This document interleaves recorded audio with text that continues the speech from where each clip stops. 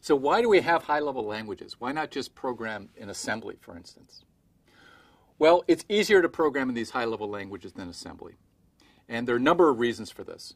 First is we can use symbolic names for values. We don't need to know anything about these registers or these memory locations. We can just use higher-level symbolic names, which makes it easier for us to program that way.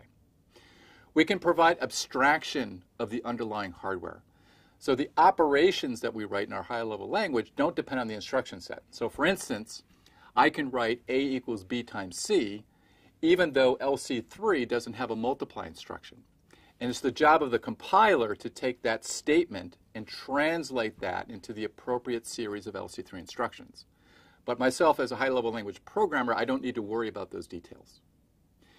It provides expressiveness, so we can use meaningful symbols and we can use simple expressions for common control patterns. And it's also much easier to read a high-level language program than an assembly language program. Assembly language program, you've got to know what people are doing with different registers and things like that. For instance, in a multiply routine, it'd be much easier to read A equals B times C than the series of LC3 instructions that would be needed to construct that code.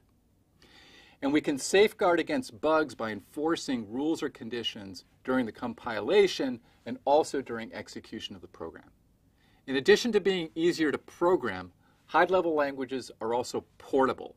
So I can write one program in C or Python or Java, and then I can have it compiled to run on LC3, ARM, or Intel, for instance.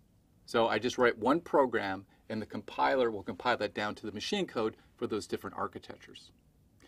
Now, there are some disadvantages of high-level languages versus assembly language.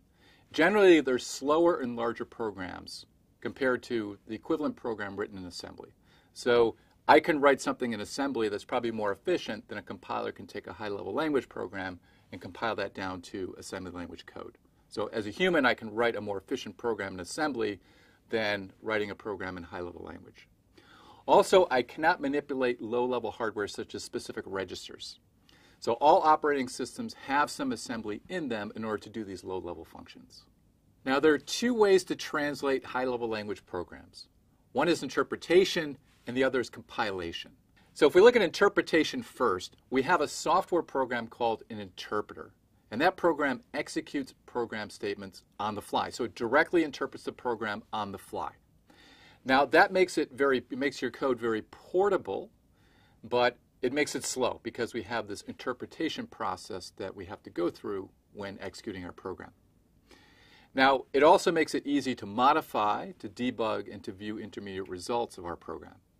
And some examples of interpreted programs are interpreted programming languages are BASIC, Python, Java, and MATLAB. Now, compilation, on the other hand, we have a compiler, another piece of software, that translates statements into machine language. And then we store that machine language, that machine code, onto the machine.